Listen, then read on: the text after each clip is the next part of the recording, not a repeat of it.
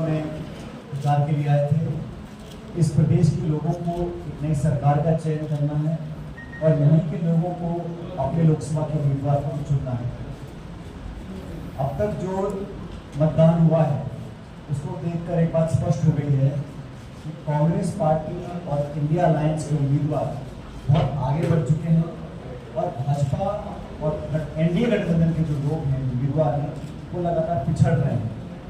और मुझे कई राज्यों में जाने का मौका मिला, केरल, आंध्र प्रदेश, छत्तीसगढ़, राजस्थान, उत्तर प्रदेश, उत्तराखंड, जहाँ जहाँ हम लोग गए एक बात स्पष्ट हुई है कि ये चुनाव एक बदलाव का चुनाव है। 10 साल बीत जाने के बाद पूरे देश की जनता ने मन बनाया है हम लोगों को बदलाव करना पड़ेगा और भारतीय जनता पार्टी की सरकार, एनडीए की सरकार 10 साल की अपनी रिपोर्ट कार्ड लाने के लिए आज समर्थ नहीं है। 10 सालों में जो वादे किए थे महंगाई को लेकर, रोजगार को लेकर, काले धन को लेकर, करप्शन को लेकर, चारों मोर्चों पर पूरी तरह फेल रहे हैं और अभी भी वो वोट मांग रहे हैं अगले 5 साल के लिए, लेकिन जो जनता के इश्यूज हैं उनसे वो बच रहे हैं। आज पूरे देश में चर्चा कांग्रेस पार्टी के मैनिफेस्टो की और मैं बड़ी विनम्रता से कहना चाहता हूं, शायद ही कोई जानता होगा कि भाजपा के मैनिफेस्टो में क्या है। ऐसा क्यों? 10 साल से सरकार आप चला रहे हैं, पूर्ण बहुमत की सरकार है, तथा कथित सबसे बड़ी पॉलिटिकल पार्टी दुनिया की भाजपा है, फिर भी जनता को रुचि नहीं। लेकिन हम लोगों ने जो मैनिफेस्टो में प्रॉमिसेस किए हैं, जो 5 गारंटीज दी हैं, तो जनता को पसंद आ रहे हैं। जिस न्याय की बात हम लोग करते हैं, जिस न्याय की बात राहुल गांधी कर रहे हैं, महिलाओं का, श्रमिकों का, नौजवानों का, किसानों का, वो हम जानते हैं जनता और मतदाता उसको पसंद कर रहे हैं। इस प्रदेश के अंदर आज सफल कार्यक्रम हम लोगों के हुए। मैं श्रीकांत जैना जी के लोकसभा क्षेत्र में सभाएं कर आया हूँ और मैं इतना जानता हूँ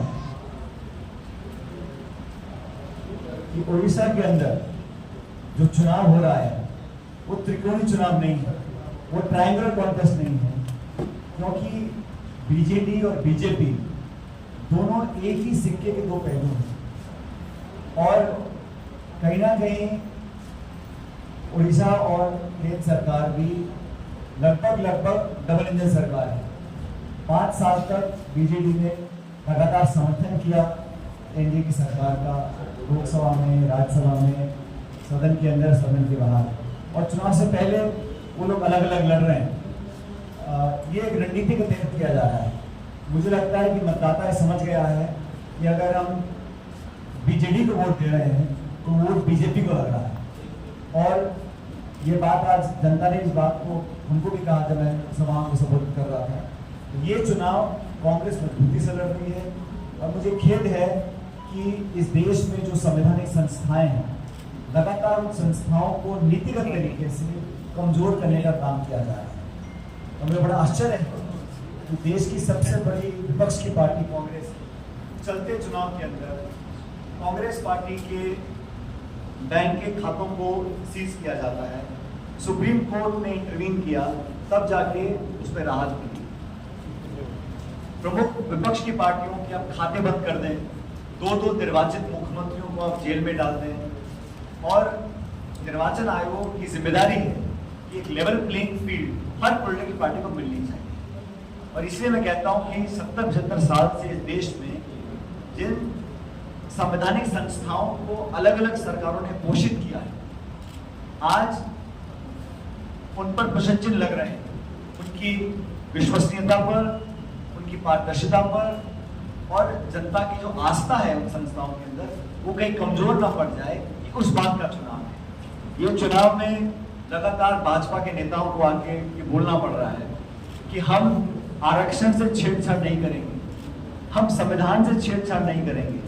सवाल ये उठता है कि भाजपा के तमाम बड़े नेताओं को आगे खंडन क्यों करना पड़ता है, ये सफाई क्यों देनी पड़ रही है। आज से पहले जो प्रधानमंत्री की सरकारें थी, राजीव गांधी जी के पास 400 से ज़्यादा सांसद थे, उन्होंने कभी नहीं कहा कि हम संविधान से छेड़छाड़ नहीं करेंगे या आरक्षण से छेड़छाड़ नहीं करेंगे। ये भाजपा और उनके जो वायुमंडल है वहीं से ये बातें निकली और सरकार और सत्ताधारी दल के अंदर से आवाजें उभरी, सवाल उठे संविधान को लेकर, आरक्षण को लेकर। इसीलिए पॉलिटिकली बैकफुट पे आते हुए भाजपा ने अब खंडन किया है और हम क्या आरोप लगा रहे हैं कि कांग्रेस आ जाएगी तो क्या हो जाएगा। वेल्थ डिस्ट्रीब्यूशन की बात करते हैं। हमारे मैनिफेस्टो में स्पष्ट लिखा हुआ है कि हम गरीब परिवारों को आर्थिक मदद देना चाहते हैं। हम किसानों की जो फसल खरीद होती है एमएसपी पे कानून बनाना चाहते हैं। हम नरेगा का जो भुगतान है अभी 2-250 रुपये प्रति दिन होता है, हम भुगतान को 400 रुपये करना चाहते हैं। 30 लाख पद खाली पड़े हैं, उन खाली पदों को केंद्र सरकार के उन पदों को भरना चाहते हैं।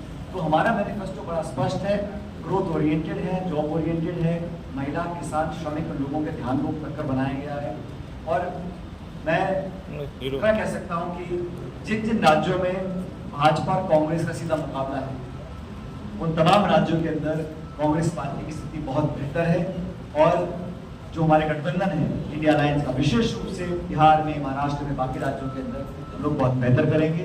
4 जून को मतगणना होगी और मुझे लगता है कि ये बदलाव का चुनाव है। जनता ऊब चुकी है उन्हीं जुमलों से, उन्हीं आश्वासन और वादों से। और साथियों, बड़ा अजीब है कि अभी तक ऐसा होता था, विपक्ष सरकार पे आरोप लगाता था। पहली बार देखा है कि सत्ताधारी दल और सरकार विपक्ष पे आरोप लगा रहे हैं, कांग्रेस पे आरोप लगा। आज भी नेहरू जी को लेकर, इंदिरा जी को लेकर, राजीव गांधी जी को लेकर चर्चाएं की जाती हैं। 50 के दशक में क्या हुआ, 60 के दशक में क्या हुआ, लेकिन आपने इन 10 सालों में क्या किया, उसका कोई जवाब नहीं कर रहा है। और दूसरी बात, भारतीय जनता पार्टी के जो हमारे साथी हैं, जब विपक्ष में थे तो तमाम आर्थिक नीतियों का विरोध करते थे। मैं आपको उदाहरण देना चाहता हूँ। जब हमने बात की एफडीआई की, फॉरेन डायरेक्ट इन्वेस्टमेंट, रिटेल और डिफेंस में, उसका विरोध किया, आज समर्थन कर रहे हैं। मनमोहन सिंह जी की सरकार में मैं मंत्री था, हम लोगों ने डीबीटी, डायरेक्ट बेनिफिट ट्रांसफर चालू किया, उसका विरोध इन्होंने किया। हमने जीएसटी को चालू करना चाहा, उसका विरोध किया। हमने इंडिया यूएस न्यूक्लियर डील किया, उसका इन्होंने विरोध किया। डब्ल्यूटीओ का विरोध करते थे तो, और स्वदेशी जागरण मंच तो बोलता था कि डब्ल्यूटीओ से बाहर आ जाइए। तो तमाम जो आर्थिक मुद्दे थे, और ये Aadhaar card, unique identification number, broadband to the villages, IT revolution, telecom revolution, जिसकी आज ये सरकार बहुत बखान करती है, ये सब कांग्रेस की सोच की परिकल्पना का परिणाम है। इसलिए ये तो श्रेय लेना जानते हैं, लेकिन 10 साल में इतना बड़ा मुल्क है, बहुत संभावनाएं थी, और हम तो चाहते थे कि देश की जो जीडीपी ग्रोथ हो वो 9%, 10% हो, उससे बहुत कम हो पाई है। तो ये सरकार से लोगों का मन उठ चुका है, और इस प्रदेश के अंदर जो पर्दे के पीछे खेल होता था, अब चुनाव के प्रचार के माध्यम से सब खेल बाहर आ गया है कि दोनों दल एक ही हैं। इन्होंने बड़े चालाकी और तरीके से अपने टिकट वितरण करे हैं, विधानसभा और लोकसभा के, एक अंडरस्टैंडिंग करके की है। तो बीजेडी को वोट डालना मतलब बीजेपी को वोट डालना है, जनता समझ चुकी है। और कांग्रेस पार्टी तमाम दबावों के बाद सारी केंद्र सरकार की एजेंसीज विपक्ष को दबाने का काम कर रही है, संसाधनों को, बैंक खातों को फ्रीज करने का काम किया। बावजूद उसके कांग्रेस पार्टी मजबूती से चुनाव लड़ रही है, और मैं ये कह सकता हूँ कि हम लोग इस प्रदेश के अंदर ताकत से, मजबूती से और जीतने के लिए चुनाव लड़ रहे हैं। इसलिए परिणाम हमारे पक्ष में आएंगे, और पहले से बहुत अच्छा प्रदर्शन कांग्रेस पार्टी करेगा विधानसभा में, और लोकसभा के अंदर जो इंडिया अलायंस को संख्या की जरूरत है बहुमत साबित करने के लिए, उतना संख्या हमको मिलेगा जब 4 जून को मतगणना